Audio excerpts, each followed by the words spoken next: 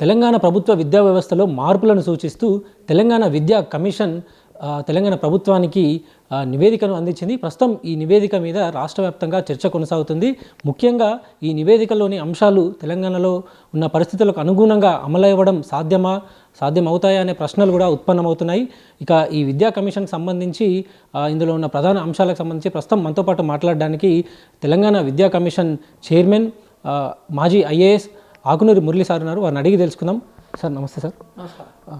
ముఖ్యంగా ప్రభుత్వ పాఠశాలల విషయానికి వస్తే సార్, పేద మధ్యతరగతి తల్లిదండ్రులు వీళ్ళందరూ కూడా ప్రభుత్వ స్కూళ్ళని కాదని ప్రైవేట్ స్కూళ్ళకి వెళ్తున్నారు. అంటే ప్రభుత్వ స్కూళ్ళ మీద నమ్మకం లేకపోవడానికి గల కారణాలని మీరు మీ సర్వేలో కానీ మీరు సమావేశాలు కానీ ఇలాంటివి గుర్తించారు సార్? మంచి ప్రశ్న ఇది. డెఫినెట్గా మేము చాలా చోట్ల, నేను యాక్చువల్గా ఈ ప్రశ్నని గత 10 సంవత్సరాల నుంచి ప్రతి గ్రామంలో అడుగుతుంటాను. అంటే అమ్మ మీరు ఎందుకు ప్రైవేట్ స్కూల్కి పంపిస్తున్నారు పిల్లలని.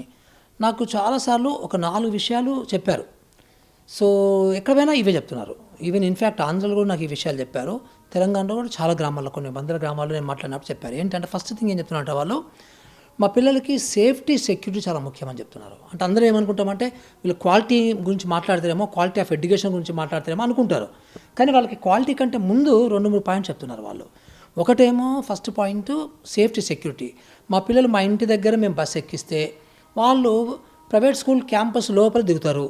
మళ్ళీ స్కూల్ అయిపోయిన తర్వాత ఆ క్యాంపస్ నుంచి బస్సు ఎక్కిస్తే మళ్ళీ మా ఇంటి దగ్గర మేము రిసీవ్ చేసుకుంటాము. So it's a safe and secure. అదే గవర్నమెంట్ స్కూల్ పంపిస్తే మా పిల్లలు లోపల మేము దింపినా కానీ మళ్ళీ అసలు వాళ్ళు స్కూల్లో ఉంటున్నారా, ఆ స్కూల్కి సెక్యూరిటీ లేదు, సెక్యూరిటీ స్టాఫ్ లేదు, ఒక కాంపౌండ్ వాల్ లేదు. సో కాంపౌండ్ వాల్ ఉంటే గేట్లు ఉండవు, ఆ గేట్ ఉంటే లాక్ ఉండదు, ఒకళ్ళు గేట్ ఉంటే అక్కడ సెక్యూరిటీ స్టాఫ్ ఉండరు. సో ఎవరు పట్టించుకోరు. సో అందుకే మాకు భయం అవుతుంది అనేది ఫస్ట్ పాయింట్ చెప్పారు వాళ్ళు. సో అంటే సెక్యూరిటీ అండ్ బస్ 2 కలిపి చెప్పారు వాళ్ళు. రెండో విషయం వాళ్ళు ఏం చెప్పారంటే మాకు ఇంగ్లీష్ అనేది ఇంపార్టెంట్. సో గవర్నమెంట్ స్కూల్లో ఇంగ్లీష్ మీడియం అని చెప్పినా కానీ వాళ్ళు ఇంగ్లీష్ చెప్తారనే నమ్మకం మాకు లేదు అనేది ఒకటి చాలా స్పష్టంగా చెప్పారు వాళ్ళు. సో చాలా చోట్ల తెలుగు మీడియం ఉంది, మా పిల్లల్ని తెలుగు మీడియంలో కూర్చోబెడుతున్నారా, ఇంగ్లీష్ మీడియంలో కూర్చోబెడుతున్నారా మాకు అర్థం కావటం లేదు. సో క్లాసులో కూడా తెలుగే చెప్తున్నారు తప్ప ఇంగ్లీష్ మీడియం అయినా కానీ చెప్పడం లేదు. ఒక్కోసారి ఇంగ్లీష్ మీడియం అయినా కానీ తెలుగులో ఎగ్జామ్ రాయిస్తున్నారు. ఇవన్నీ చెప్తున్నారు, మీడియం గురించి చెప్తున్నారు. మూడో పాయింట్ ఒక డిగ్నిఫైడ్ ఎన్విరాన్మెంట్ లేకపోవడం. అంటే స్కూల్ అంటే ఒక స్కూల్ షేప్ లేకపోవడము. అంటే ఇక్కడ బాగా పేదవాళ్ళు, దిక్కులేని వాళ్ళు చాలా ఇంకా అది ఇంకా వాళ్ళొకలాగా వాళ్ళు కొన్ని వర్డ్స్ వాడుతున్నారు. అంటే ఆ గవర్నమెంట్ స్కూల్ పంపిస్తే ఇంకా మీరు లేకిడిగాళ్ళు సో అన్నట్టుగా ఒక ఫీలింగ్ సొసైటీలో ఉంది. సో ఎందుకంటే అక్కడ టాయిలెట్లు ఉండవు, నీళ్ళు ఉండవు. సో ఆడపిల్లలకి చాలా ప్రమాదకరమైన స్థాయిలో కొన్ని సిచ్యుయేషన్స్ ఉంటాయి. సో ఎవరు పడితే వాళ్ళు లోపలికి వచ్చి విజిల్స్ వేస్తుంటారు, బయట నుంచి రోడ్ డ్రైవర్స్ వస్తుంటారు. సో ఇట్లా కొన్ని అది లేదన్నమాట, దట్ డిగ్నిఫైడ్ ఎన్విరాన్మెంట్ లేకపోవడము అనేది కూడా వాళ్ళు చెప్తున్నారు. 4వ విషయము టీచర్లు నిజంగా కూడా ఎంత మేరకు చెప్తారు అనే దాని మీద వాళ్ళు డౌట్స్ ఎక్స్పెక్ట్ చేశారు వాళ్ళు. ఇది పేరెంట్స్ ఒక పర్సెప్షన్ అంటాం దీన్ని మనము. ఇది దాని గురించి మేము ప్రైవేట్కి పంపిస్తున్నాం అంటున్నారు. ఈరోజు అది ఎంతవరకు కిందికి వెళ్ళిందంటే ఫస్ట్ క్లాస్ ఎన్రోల్మెంట్స్ మనం చూసినట్లయితే గత సంవత్సరము ఈ సంవత్సరం చూసినట్లయితే 26%, అంటే 100కి 26 మంది పిల్లలు మాత్రమే గవర్నమెంట్ స్కూల్స్కి వెళ్తున్నారు. సో మిగతా 74% మంది పిల్లలు ప్రైవేట్కి వెళ్తున్నారు. ఆ 20% ఇంకా ఏం చేయకపోతే ఇంకా తగ్గడానికి అవకాశం ఉంది. ముఖ్యంగా అంటే గతంలో చూసుకుంటే ప్రభుత్వ పాఠశాలలో చదువుకున్న వాళ్ళు ఐఏఎస్లు అయిన వాళ్ళు ఉన్నవాళ్ళు, ఐపీఎస్ అయిన వాళ్ళు ఉన్నారు. అంటే గవర్నమెంట్ స్కూల్ అంటే గతంలో ఒక మంచి పేరు ఉండే సార్. మారిన కాలం తర్వాత కొంత పరిస్థితులు అనేటివి మారిపోయాయి. అంటే ప్రధానంగా ప్రభుత్వాలు అంటే ఫోకస్ చేయలేదన్నట, ఎట్లా సార్? అంటే ఇప్పుడు పాత కాలంలో నుండి ప్రైవేట్ స్కూల్స్ లేవు, మా జమాలో ప్రైవేట్ స్కూల్స్ లేవు, ఓన్లీ గవర్నమెంట్ స్కూల్సే. సో గ్రామాలలో కూడా ఎక్కువ మొబిలిటీ అంటాం మనము, అంటే మైగ్రేషన్. అంటే గ్రామాలలో ఉన్న వాళ్ళు కూడా అందరూ గ్రామాలలోనే నివసించేవాళ్ళు. అక్కడ టీచర్లు కావచ్చు, అక్కడ ఉన్నటువంటి ప్రభుత్వ ఉద్యోగులు కావచ్చు, పెత్తందారులు కావచ్చు, భూస్వాములు కావచ్చు, భూమున్నలు కావచ్చు, అన్ని రకాల వృత్తుల వాళ్ళు కూడా గ్రామాల్లోనే ఉండేవాళ్ళు. అప్పుడు ఏమైందంటే అప్పుడు టీచర్లకు కూడా కొంచెం వాల్యూ సిస్టమ్ బాగా ఎక్కువ ఉండేది. ఎందుకంటే అప్పుడు నాయకులకు కానీ, ప్రజలకు కానీ, టీచర్లకు కానీ, ఎంప్లాయీస్కి కానీ అందరికీ కూడా కొంచెం వాల్యూ సిస్టమ్ బాగా డౌన్ అయిపోతుంది రోజు రోజుకి. సో అక్కడ అందరూ కలిసి ఉండడం మూలాన సో అక్కడ టీచర్లు ఆ ఫస్ట్ జనరేషన్ టీచర్లు కాబట్టి ఎడ్యుకేషన్లో కానీ అంతా కూడా అప్పుడు ఆ జనరేషన్ ఇస్ డిఫరెంట్ యాక్చువల్గా. సో అందుకనే అక్కడ పిల్లలందరికీ కూడా మంచి విద్య దొరికింది. మీరు అంటే కొన్ని నెలల పాటు సమావేశాలు చేశారు, ఇతర రాష్ట్రాల్లో కూడా సర్వేలు చేశారు, ఇతర దేశాలకు కూడా వెళ్ళారు, వియత్నాం, మలేషియా వెళ్ళి అక్కడ స్టడీ చేశారు. ఆ నివేదికని సీఎం గారికి ఇచ్చిన తర్వాత అక్కడి నుంచి రెస్పాన్స్ ఎలా వచ్చింది సార్? అంటే ఎందుకంటే మీరు ఎన్ని నివేదికలు ఇచ్చినప్పటికీ కూడా అది అమలు అవ్వడం అది అసలు ముఖ్యం ఉంటుంది. ఇప్పుడు మేము 1-2 విషయాలు అనుకున్నాం అబ్బా. ఈ నివేదిక రాసేటప్పుడు ఫస్ట్ ఏమో అన్ని అనుభవాలు తీసుకున్నాము, తర్వాత వర్కింగ్ గ్రూప్లు వేసుకున్నాము, తర్వాత చాలా సందర్శనలు చేశాము, రాష్ట్రాలు కావచ్చు, దేశాలు కావచ్చు, ఇక్కడ మన రాష్ట్రంలో ఉన్నటువంటి 100 స్కూళ్ళు, 100 కాలేజీలు, యూనివర్సిటీలు అన్నీ తిరిగాము. దాని తర్వాత ఒకటి అనుకున్నాం ఏంటంటే మనము మొహమాట పడొద్దు. సో వాళ్ళు బాధపడతారు, వీళ్ళు బాధపడతారు అనేది మొహమాట పడకుండా చిల్డ్రన్కి, స్టూడెంట్స్కి దేని వలన ఎక్కువ లాభం ఉంటుంది, దేని వలన నష్టాలు వస్తున్నాయి, ఇప్పుడు వీటిని దృష్టిలో పెట్టుకొని చైల్డ్ సెంటర్డ్గా, స్టూడెంట్ సెంటర్డ్గా పాలసీ రాద్దామనేది ఒకటి మేము పక్కా అనుకున్నాము. సో రెండోది కూడా ఏమనుకున్నామంటే మనము సో ఇప్పుడు ఈ రాసే క్రమంలో సో మనకి కొంత మేరకి ఇది అసలు అమలైద్దా అమలు కాదా, సో లేకపోతే రాజకీయాలు ఏమనుకుంటారు సో అనేది కూడా మేము అసలు బాధలు కాదలుచుకోలేదు. అంటే పాలసీలు ఎప్పుడు కూడా ఏదో 1 year పాలసీ, 2 years పాలసీ కాదు ఇది. ఈ పాలసీ అనేది ఒక నెక్స్ట్ 50 సంవత్సరాలకు సరిపడా పాలసీ అనేది మేము ముందే అనుకున్నాం. వాళ్ళందరూ అది అంతా కూడా అనుకున్న తర్వాతనే ఇది రాయడం మొదలుపెట్టాము. సో అందుకని మీకు మొహమాటం లేకుండా కొన్ని విషయాలలో చాలా స్పష్టంగా చెప్పగలిగాము. సో ఇప్పుడు ఈ ముఖ్యమంత్రి గారు అమలు చేస్తారా చేయడా, అసలు గవర్నమెంట్ అమలు చేస్తాయా చేయవా, అట్లా మాట్లాడుకొని పోతే అది పాలసీ కాదు అది కదా. అదేదో మళ్ళీ మనం ఏదో ఊహించుకొని కొన్ని రాసినట్టు ఉంటుంది అది. ఈ క్వశ్చన్ ఎందుకు అడిగానంటే సార్, గతంలో తిరుపతిరావు కమిషన్ అని కూడా అప్పట్లో కూడా ఫీజుల నియంత్రణకు సంబంధించి ప్రభుత్వ బడులు ఎట్లా ఉండాలని వాళ్ళు కూడా నివేదికలు ఇచ్చారు, కానీ ఆ నివేదికలు అమలు కాలేని పరిస్థితి కాబట్టి ఈ ప్రశ్న అనేది ఉత్పన్నమవుతుంది సార్. తెలంగాణ చరిత్రలో మేబీ ఆంధ్రప్రదేశ్ కంబైన్డ్ ఉమ్మడి ఆంధ్రప్రదేశ్ చరిత్రలో కూడా ఇప్పటి వరకు మనము కమిషన్స్ వేయలేదు. అంటే కాంప్రెహెన్సివ్ ఎడ్యుకేషన్ మీద స్టడీ చేయడానికి ఇప్పటివరకు మనం కమిషన్ వేయలేదు. This is the first commission. So ఇంతకుముందు తిరుపతిరావు కమిటీ అంటే అది ఫీజుల గురించి మాత్రమే.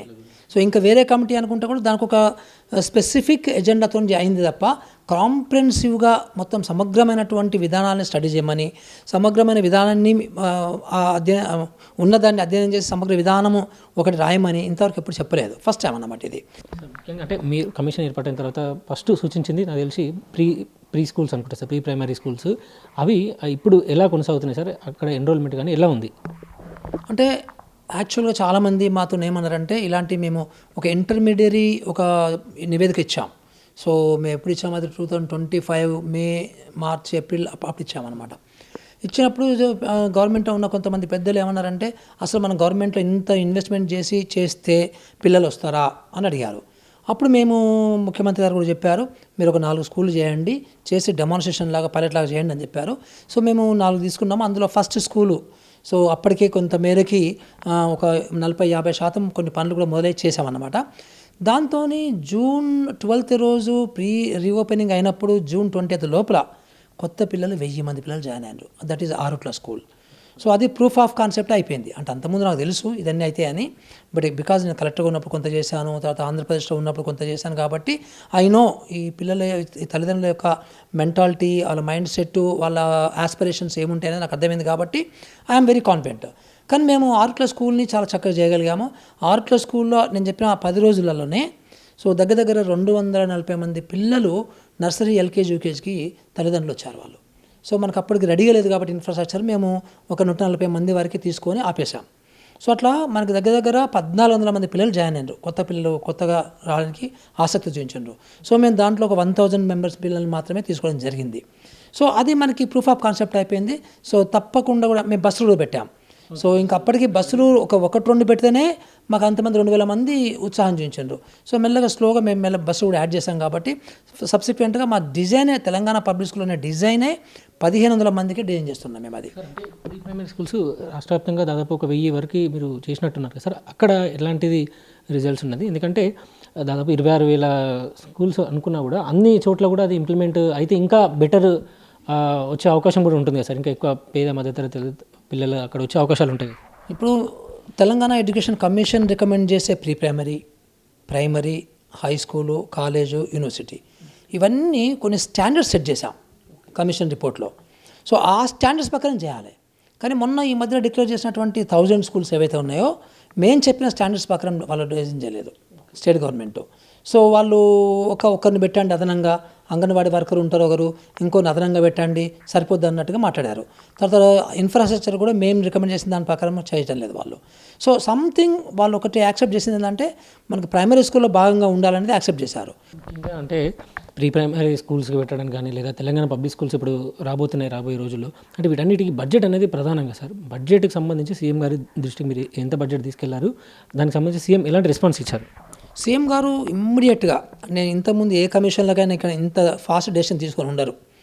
సో ఎన్ఈపీ కావచ్చు, లేకపోతే ఇంకా రకరకాల స్టేట్ గవర్నమెంట్, మొన్న కర్ణాటక ఎడ్యుకేషన్ కమిషన్ వచ్చిందో అక్కడ ఇలాంటి డెసిషన్ రాలేదు. మన ముఖ్యమంత్రి గారు రేవంత్ రెడ్డి గారు ఇమ్మీడియట్గా రెస్పాండ్ అయ్యి, సో 100 కాన్స్టిట్యున్సీస్లో 100 మండలంలో ప్రతి మండలానికి 2 స్కూల్స్ చొప్పున, సో 200 స్కూల్స్ తీసుకుందాము, ఇమ్మీడియట్గా మీరు బడ్జెట్ పెట్టండి అని చెప్పేసి సీఎంఓ అధికారులకు కూడా ఆదేశించడం జరిగింది. So it is not a big budget, ఒక 3,800 కోట్ల రూపాయలు అంతే, it's not a big budget. So అది కానీ మనం పెట్టగలిగితే సుమారుగా 1.2% ఎక్స్ట్రా అయింది సో బడ్జెట్ అలొకేషన్లో ఎడ్యుకేషన్కి సంబంధించి. సో ఇది పెట్టగలిగితే బాగుంటుంది, దీనికి బడ్జెట్ పెట్టమని చెప్పేసి సీఎం గారు ఆదేశాలు ఇచ్చారు. ముఖ్యంగా ఒక స్టూడెంట్ ఉన్నత స్థాయి ఎదగాలంటే టీచర్లదే ప్రధాన పాత్ర ఉంటుంది. కొన్ని ప్రభుత్వ స్కూళ్ళల్లో చూస్తుంటే టీచర్లు స్వయంగా స్టూడెంట్ లాగా మారిపోయి వాళ్ళతో ఆడుతూ పాడుతూ కూడా చెప్పే టీచర్లు ఇప్పటికీ చాలామంది ఉన్నారు. ఇంకా కొంతమంది పట్టించుకోలేని టీచర్లు కూడా ఉన్నారు. దానికి సంబంధించి కూడా కొంత వివాదం జరిగింది. దానికి సంబంధించి అంటే టీచర్ల ప్రమోషన్కి సంబంధించి కానీ వాళ్ళ జీతాలకు సంబంధించి కానీ కొన్ని విమర్శలు వచ్చాయి సార్. దాని మీద మీరు ఎలా స్పందిస్తారు? అంటే మన వ్యవస్థలో అది గవర్నమెంట్లో ఉన్నటువంటి ఎంప్లాయీస్ కావచ్చు, టీచర్లు కావచ్చు, జ్యుడిషియరీ కావచ్చు, లేకపోతే ఇంకా ఫ్యాకల్టీ ఇది ఎక్కడైనా కావచ్చు, ఈవెన్ ప్రైవేట్ కూడా ఉంటుంది అట్లా సిచ్యువేషను. ఇక్కడ ఏమవుతుందంటే మనకి 3 రకాల ఎంప్లాయీస్ కనబడతారు. ఒకరు సెల్ఫ్ మోటివేషన్తో పనిచేసేవాళ్ళు, ఇంకొకరు యావరేజ్గా పనిచేసేవాళ్ళు, ఇంకొకరు సో మీరు ఎంత పుష్ చేసినా కానీ పని చేయని వాళ్ళు. ఈ 3 రకాల ఎంప్లాయీస్ ఆఫీసర్లు ఉన్నారు, ఇంక్లూడింగ్ ఐఏఎస్ ఆఫీసర్స్. అన్ని చోట్ల ఇట్లాంటి 3 రకాల ఆఫీసర్ ఉంటారు. ఇది ప్రపంచం మొత్తం జరిగే ఫెనామినానే, కొత్తదేం కాదు. సో దీంట్లో మనకి సెల్ఫ్ మోటివేషన్తో, చాలా హై మోటివేషన్తో బ్రహ్మాండంగా పనిచేసే వాళ్ళు గ్యారంటీగా ఉంటారన్నమాట అందులో. సో ఇప్పుడు ప్రశ్న అంతా ఏంటంటే మనకి అంటే ఆటోమేటిక్గా అందరూ పనిచేస్తారు అనుకోవడం కరెక్ట్ కాదు. సో అందరూ కూడా మనకి సెల్ఫ్ మోటివేషన్తో బాగా ఎక్కువ పనిచేస్తారు అనేది కరెక్ట్ కాదు. అది టీచర్సే కాదు, ఎంప్లాయీస్ కూడా అట్లాగే ఉంటుందన్నమాట. సో అందుకనే దానికి తగ్గట్టుగా అంటే మెయిన్గా బయటి ఎంప్లాయీస్కి టీచర్స్కి విషయం తేడా ఏంటంటే ఇక్కడ పిల్లలకి ఎప్పటికప్పుడు పిల్లల యొక్క స్టాండర్డ్స్ రీచ్ కావడానికి, పిల్లలు చేసే కొన్ని ఛాలెంజింగ్ సిచ్యువేషన్స్ని అనుగుణంగా టీచింగ్ చేయడానికి సో టీచర్లు కొంచెం ఎక్కువ కష్టపడాల్సి వస్తుంది. తర్వాత ఎక్కువ అప్డేషన్ చేసుకోవాల్సిన అవసరం ఉంటుందన్నమాట. సో అందుకని మేము ఏం చేసామంటే టీచర్ల యొక్క కాంప్రెన్షన్ లెవెల్స్ పెరగడానికి వాళ్ళకి డిగ్రీ పీజీలు ఉండాల్సినటువంటి అవసరం ఉంది. సో అలాంటి వాళ్ళని రిక్రూట్ చేయాలని చెప్పి మేము టీచర్స్ క్వాలిఫికేషన్స్ కూడా హై క్వాలిఫికేషన్ సజెస్ట్ చేస్తాం కావాలని. ఎందుకంటే మేము ప్రతి ఒక్కటి కూడా ఇంటర్నేషనల్ సిచ్యువేషన్ ఎట్లా ఉంది, నేషనల్ సిచ్యువేషన్ ఎట్లా ఉంది, ఇక్కడ మన తెలంగాణలో ప్రైవేట్ వాళ్ళు ఏం చేస్తున్నారు, ఇవన్నీ స్టడీ చేసిన తర్వాతనే మార్కెట్ ప్రకారము సో ఎక్కువ మనకి చదువుకున్న వాళ్ళు పిల్లలు అందరూ చాలామంది ఉన్నారు. సో అందుకని మనము ఎట్లాగో మంచి శాలరీస్ ఇస్తున్నాం కాబట్టి ఇలాంటి వాళ్ళని తీసుకుంటే, ఎక్కువ క్వాలిఫికేషన్ వాళ్ళని తీసుకుంటే వాళ్ళ కంప్రెషన్ బాగుంటుంది, వాళ్ళ ట్రైనింగ్ ఇచ్చినా కానీ తొందరగా తీసుకుంటారు, ఇలాంటివి అనమాట. ఎప్పుడో మన పాతకాలంలో మెట్రికులేషన్తో కూడా టీచర్లను రిక్రూట్ చేసుకున్నాము. సో ఇంకొంచెం ముందుకెళ్ళి ఇంటర్మీడియట్ చదివితే చాలన్నాం మనం. ఇప్పుడు ఇంటర్మీడియట్ చదివితే సరిపోదండి పిల్లలు టీచింగ్ ఇవ్వాలంటే డిగ్రీ ఉండాలి, పీజీ ఉండాలి, తర్వాతనే బీఈడీ లాంటివి ఉంటే బాగుంటుంది అనే ఉద్దేశంతో మేము ఇట్లా పెట్టాము. ఈ జీతాల గురించి ఇది ఎట్లాగో వచ్చింది, మీరు అడుగుతారు, మేము చెప్పాల్సింది కాబట్టి మేము చెప్పింది ఏంటంటే ఇప్పుడు ఉన్న టీచర్స్కి తగ్గించడం అనేది డస్ నాట్ అరైజ్. సో ప్రశ్నే లేదు, ఎవరు మేము తగ్గించమని ఎక్కడ చెప్పలేదు, ముఖ్యమంత్రి గారు ఎక్కడ తగ్గించమని చెప్పలేదు. ఇన్ఫ్యాక్ట్ కేశవరావు గారు కూడా క్లారిఫికేషన్ ఇచ్చారు తగ్గదనేది. సో ఫ్యూచర్లో జరిగే రిక్రూట్మెంట్స్కి మీరు గవర్నమెంట్ ఆలోచన చేయండి. సో మార్కెట్లో ఉన్న శాలరీస్కి మన శాలరీస్కి సమతుల్యం ఉండగలిగితే అది అన్ని రకాలుగా బాగుంటుంది అనేది ఒకటి సజెస్ట్ చేశామన్నమాట. అంతే. ప్రస్తుతం విద్యా వ్యవస్థ అనేది ప్రైవేటు కార్పొరేట్ కంట్రోల్ల చేతుల్లోనే ఎక్కువ శాతం ఉంది. వాళ్ళ మీదనే ఆధారపడి విద్యా వ్యవస్థను కొనసాగుతుందన్న పరిస్థితులు మనకు బయట కూడా కనిపిస్తున్నాయి. అంటే వాళ్ళని ఫీజుల నియంత్రణ విషయంలో వాళ్ళని కంట్రోల్ చేసే వ్యవస్థ కానీ ప్రభుత్వాలకు ఉన్నాయా? మీరు కూడా కొన్ని సూచనలు చేశారు ఫీజుల నియంత్రణకు సంబంధించి. ఇప్పుడు యాక్చువల్గా మనం విద్య అనేది బిజినెస్ లాగా చేయకూడదని చెప్పేసి రాజ్యాంగం చెప్తుందబ్బా. సుప్రీంకోర్టు జడ్జిమెంట్ కూడా చాలా చెప్పాయి అట్లా. సో ఆ కాంటెక్స్ట్లో తప్పకుండా కూడా స్టేట్ గవర్నమెంట్స్ దాన్ని రెగ్యులేట్ చేయొచ్చు. రాజ్యాంగం ఫ్రేమ్వర్కే అది, మనకేం రాజ్యాంగం అవుట్ ఆఫ్ రాజ్యాంగం లేదు. మీరు ప్రైవేట్ స్కూల్స్ పెట్టొద్దు అంటే అవుట్ ఆఫ్ రాజ్యాంగం. సో ఎందుకంటే ప్రైవేట్ స్కూల్స్ పెట్టడం అనేది అదొక హక్కే. అది మీరు ట్రస్ట్ రూపంలో పెట్టవచ్చు, ఒక నాన్ ప్రాఫిట్ ఎన్జిఓ రూపంలో పెట్టవచ్చు, సో లేకపోతే బేసిక్గా ఒక రెస్పాన్సిబిలిటీ ఉన్నటువంటి ఒక ఫిలాంథ్రఫీలో కూడా పెట్టచ్చు, అందులో ఏం లేదు. కానీ బిజినెస్ చేయొద్దు. సో ఇప్పుడు మరి పెట్టినప్పుడు నువ్వు బిజినెస్ చేద్దంటే నువ్వు బాగానే ఉంది, బట్ ఖర్చులు ఉంటాయి కదా. టీచర్లకు జీతాలు ఇవ్వాలి, బిల్డింగ్లు కట్టాలి, బిల్డింగ్లు మెయింటైన్ చేయాలి, సో టీఎల్ఎం పెట్టాలి, ఇవన్నీ ఖర్చులు ఉంటాయి. కాబట్టి ఆ ఖర్చుల మందం మీరు ఛార్జెస్ ఫ్రేమ్ చేయొచ్చు అనేది అందరికి అర్థమయ్యే భాష. సో దాంట్లో ఇంకొంచెం ముందడిగేసి మీరు కావాలంటే ఇంకొక పెట్టుబడి పెడుతున్నారు కాబట్టి దానికి ఖర్చు ఉంటుంది, కాబట్టి పెట్టుబడి ఖర్చు ఎంతో కొంత మీరు దాంట్లో ఇది చేసి ఇన్వాల్వ్ అయినారు కాబట్టి కొంత మీరు ప్రాఫిట్ కూడా తీసుకోవడానికి ఇలాంటివన్నీ పెట్టి కొన్ని మ్యాక్సిమం సీలింగ్ అనేది ప్రతి స్కూల్కి, అంటే మనము అన్నిటి కలిపి ఒకటే పెట్టమని చెప్పలేదు మేము, ఒక 5-6 కేటగిరీస్ చేయండి.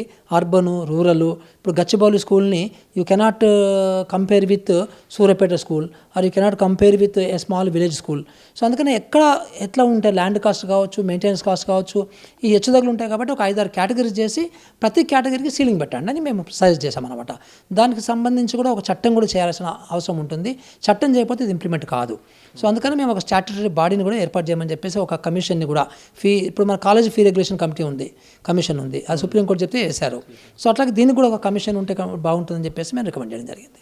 ముఖ్యంగా అంటే మీరు వియత్నాంలో కానీ ఇతర దేశాలలో రాష్ట్రాలలో అక్కడ ప్రైవేట్ కంట్రోల్ల మీద ఎట్లాంటి వ్యవస్థ ఉంది సార్, కంట్రోలింగ్ వ్యవస్థ? ఇప్పుడు మనకి ఫర్ ఎగ్జాంపుల్ అమెరికాలో మీకు 86% మంది పిల్లలు గవర్నమెంట్లో ఉంటారు, సో తక్కువ ప్రైవేట్లో ఉంటారు. మీరు అక్కడ ప్రైవేట్ స్కూల్ పెట్టినా కానీ నడవవు.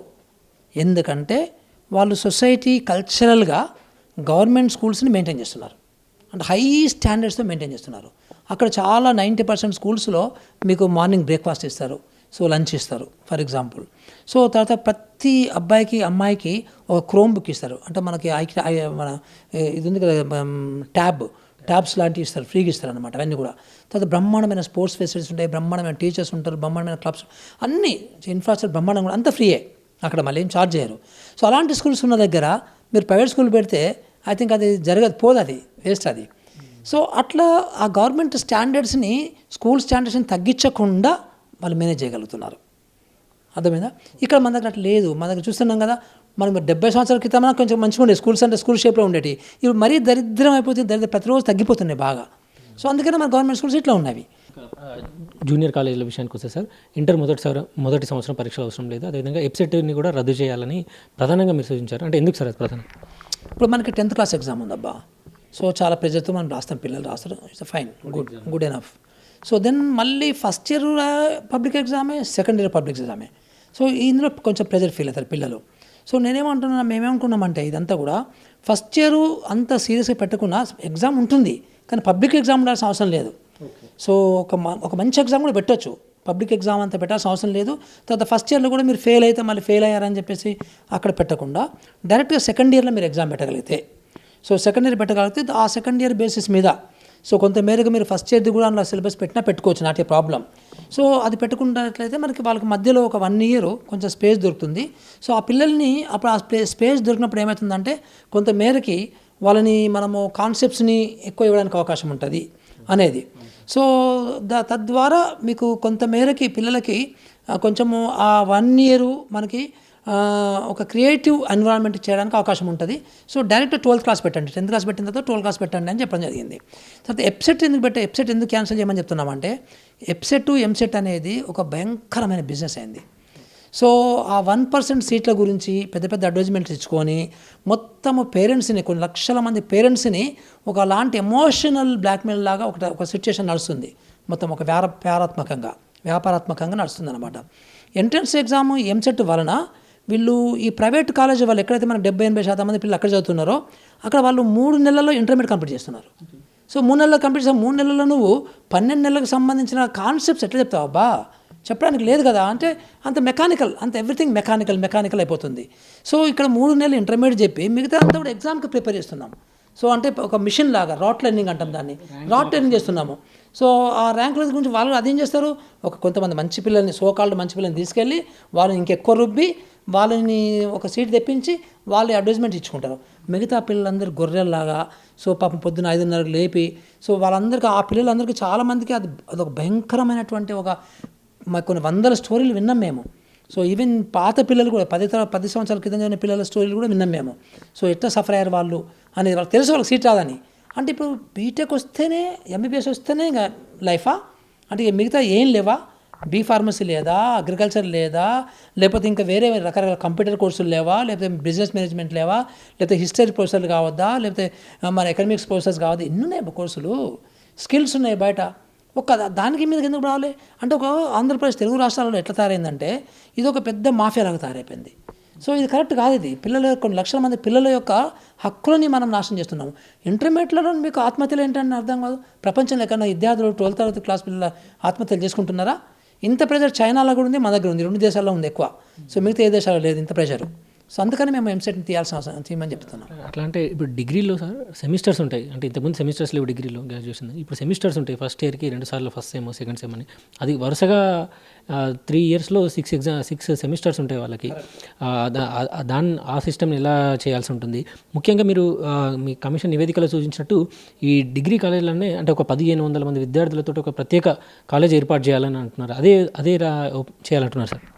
ఇప్పుడు సెమిస్టర్ సిస్టమ్, ఎస్, యాక్చువల్లీ పర్సనల్గా ఐ లవ్ సెమిస్టర్ సిస్టమ్. ఎందుకంటే నాలాంటి వాడికి నా బీటెక్లో ఎంత ఉపయోగపడిందో సెమిస్టర్ సిస్టమ్ నాకు తెలుసు. నేను అన్నాను, why not introduce semester system from 8th class onwards అని నేను ప్రపోజల్ పెట్టాను నేను యాక్చువల్గా. కానీ మెజారిటీ ప్రొఫెసర్స్ ఒప్పుకోలేదు. సంహౌ అది మైండ్ సెట్ ఛానల్ ఏమని తెలియదు. సో వాళ్ళందరూ ఒప్పుకోలేదు కాబట్టి నేను కూడా దాన్ని పుష్ చేయలేదు. సో నిజానికైతే అది బెస్ట్ సిస్టమ్ అది యాక్చువల్గా.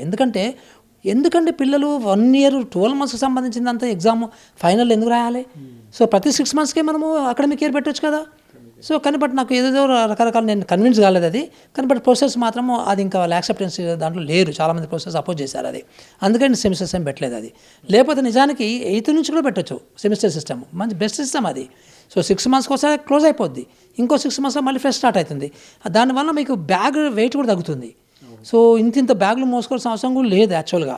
సో ఎక్కడికక్కడ కట్ చేసుకొని పోవచ్చు నిజానికి. సో అలాంటివి ఉన్నాయి కానీ బట్ కొన్ని దేశాలు అది కూడా ప్రాక్టీస్లో ఉంది ఇప్పుడు ఆల్రెడీ. కానీ మన దేశంలో కొన్ని యాక్సెప్టెన్స్ రాలేదు. ఇప్పుడు నేను ప్రతి ఒక్కటి కూడా ఇట్లా నేను అవుట్ ఆఫ్ ది బాక్స్లో పోవడానికి కష్టమైంది. సో అందుకని కొన్ని నేను ఇష్టం లేకున్నా కానీ నేను పర్సనల్గా సో బికాజ్ నేను కామన్ మ్యాన్ లాగా ఆలోచిస్తానండి. సో నాకేం ప్రిజుడిస్ ఉండవు. సో పిల్లలకి ఏది మంచిగా ఉంటుంది అనేది అందరితో, తల్లిదండ్రులతో మాట్లాడాలి, పిల్లలతో మాట్లాడాలి. సో మేము ఆరుట్లలో పిల్లలతో మాట్లాడినప్పుడు స్కూల్ డ్రెస్ మీద ఒక యునానిమస్ ఒక డెసిషన్ వచ్చింది. చక్కగా పిల్లలు బ్రహ్మాండంగా కదా వాళ్ళు చెప్పగలిగారు, మాకు ఈ డ్రెస్ కావాలి, ఇది బాగుంటుంది. So that is what. So యాక్చువల్గా మన డెమోక్రసీలో చిన్నపిల్లలకు మనకు చోటే లేదు, మన స్టూడెంట్స్కి చోటే లేదు కదా. ఇవన్నీ ఉన్నవి. మేము ఎలక్షన్స్లో పెట్టమని చెప్తున్నాం యూనివర్సిటీలలో, కాలేజీలలో. సో ఇప్పుడు ఈరోజు ఎలక్షన్స్ లేకపోవడం మూలాన పిల్లలందరూ కూడా రకరకాల కుల సంఘాలు కుల సంఘాలు యూనియనే, సో ఐడియాలజికల్ పార్టీలు యూనియన్లే, ఈ లెక్కన పాపం వైస్ ఛాన్సలర్లు, ప్రిన్సిపల్స్ చచ్చిపోతున్నారు ఇంతమందితోని. అదే ఎలక్షన్స్ ఉంటే ఒక్క యూనియన్తో డీల్ చేయొచ్చు క్లియర్ కట్గా. సో ఆ ఒక్క యూనియన్తో చాలా సింపుల్గా ఒక ఎలక్షన్ పెట్టేసేసి పార్టీ బేస్ మీద పెట్టనట్లేమో, జస్ట్ ఎలక్షన్స్ పెట్టండి, పార్టీ బేస్ మీద ఉండాల్సిన అవసరం లేదు కదా. ఫ్యాకల్టీ అనేది చాలా ఇంపార్టెంట్ సార్. అంటే కాంట్రాక్ట్ లెక్చరర్స్ ఉంటున్నారు, ఇంకొన్ని యూనివర్సిటీలలో ఖాళీలు ఉంటున్నాయి, 80% వరకు ఖాళీలు ఉంటున్నాయి. డిగ్రీలలో కూడా కాంట్రాక్ట్ లెక్చరర్స్ ఉంటున్నారు. దానివల్ల కూడా కొంత ఇబ్బందులు ఉంటాయి. దీనికి సంబంధించి మీరు ఎలాంటి సూచనలు చేస్తారు సార్? మేము ఫస్ట్ థింగ్ ఈవెన్ మొన్న సీఎం గారు కూడా చెప్పాము, అది ఇమ్మీడియట్గా ఫ్యాకల్టీస్ని ఫిలప్ చేయాలబ్బా. సో ఇప్పుడు ఉన్నటువంటి పిల్లలలో ఇప్పుడు కాంట్రాక్ట్ ఎంప్లాయీస్లో కూడా ఎలిజిబుల్ క్యాండిడేట్స్ ఉన్నారు. ఏదో ఒకటి మీరు పెట్టండి వాళ్ళకి, ఒక సిస్టమ్ పెట్టండి. ఆ సిస్టమ్ పాస్ అయిన వాళ్ళందరూ కూడా తీసుకోండి ఇందులోకి. సో వాళ్ళు మనము 20 సంవత్సరాలు పనిచేసిన తర్వాత నో అని చెప్పడానికి లేదు కదా. సో అందుకనే వాళ్ళ దాంట్లో ఎంతమంది ఎలిజిబిలిటీ అంతమంది తీసుకోండి. మిగతా బ్యాలెన్స్ కూడా సో మీరు నింపండి. ఇంకా ఎక్స్ట్రా కొంచెం సూపర్ న్యూమరీ పోస్ట్ కూడా ఇంకో 50% ఫిలప్ చేయండి, కొత్తగా ఇంకా ఎక్స్ట్రా ఫిలప్ చేయండి అని కూడా చెప్పాము మేము. సో అది చాలా ఇంపార్టెంట్. ఎందుకంటే ఇప్పుడు ఇది ఎప్పుడో 60లలో 70లలో ఆ పిల్లల స్ట్రెంత్ను బట్టి డిజైన్ చేసిన స్ట్రెంత్ ఉంది ఇప్పుడు శాంక్షన్ పోస్ట్ అన్ని కూడా. అవన్నీ కూడా మళ్ళీ రివైజ్ చేసిన అవసరం ఉందని కూడా మేము రాయడం జరిగిందనమాట. ప్రధానంగా ప్రస్తుతం తెలంగాణలో ఉన్న ప్రభుత్వ యూనివర్సిటీలకి అంటే బడ్జెట్ కేటాయింపులు ఉన్న నిధులు వాటికి మంజూరు కావడం లేదు. దానివల్ల కూడా యూనివర్సిటీలు కొంత న్యాక్ గ్రేడింగ్లో కానీ కొంత ఇబ్బందులు ఏర్పడుతున్నాయి, అక్కడ కూడా ఫ్యాకల్టీ లేక. అదేవిధంగా కొత్త ప్రైవేట్ యూనివర్సిటీలకు ఎక్కువగా అనుమతులు వస్తున్నాయి. దీనికి సంబంధించి ఎలా అని చెప్పారు సార్? అంటే ఇది ఒక ఐడియాలజికల్ ఇష్యూ అబ్బా. చాలా గవర్నమెంట్స్ ఏమనుకుంటున్నాయంటే ఈ విద్యని ప్రైవేట్లకు అప్పచెప్పి చేతులు దులిపేసుకుందాం అనుకుంటున్నారు ఫ్రాంక్గా మాట్లాడితే. సో అది కరెక్ట్ కాదు. ఏ దేశంలో అయితే పబ్లిక్ ఎడ్యుకేషన్ అనేది పబ్లిక్ ఎడ్యుకేషన్ సిస్టంలో ఉంటుందో, గవర్నమెంట్లో ఉంటుందో ఆ దేశాలు బాగుపడ్డాయి. మరీ మనలాంటి దేశంలో అయితే బిజినెస్ చేసేవాళ్ళు, బిజినెస్ అంటే కట్ త్రోట్, అవకాశం ఉంటే వాడు నిన్ను ముంచుతాడు. అలాంటి బిజినెస్ చేస్తున్నాం మన ఇండియాలో. సో మన కల్చర్ వేరు, బిజినెస్ కల్చర్ వేరు. సో బిజినెస్ ఎట్లుంటుంది అంటే ఎంత పర్సంటేజ్ మనం లాభం పెట్టుకోవాలనే దాని మీద ఇప్పటి వరకు ఎవ్వడికి తెలియదు. సో అవకాశం ఉన్న కాడికి దోచేస్తాం. అంటే అది డిమాండ్ అండ్ సప్లై లాగా ఉంటుంది కదా. ఇప్పుడు మీకు ఒక ఎట్లా ఉంటుందంటే, మీకు ఫర్ ఎగ్జాంపుల్ ఒక ఫ్రిడ్జే ఉందనుకోండి, అప్పుడు ఏసీలు ఉన్నాయి, కరెక్తం ఏసీలు షార్టేజ్ అన్నగానే డబుల్ అయిపోతాయి.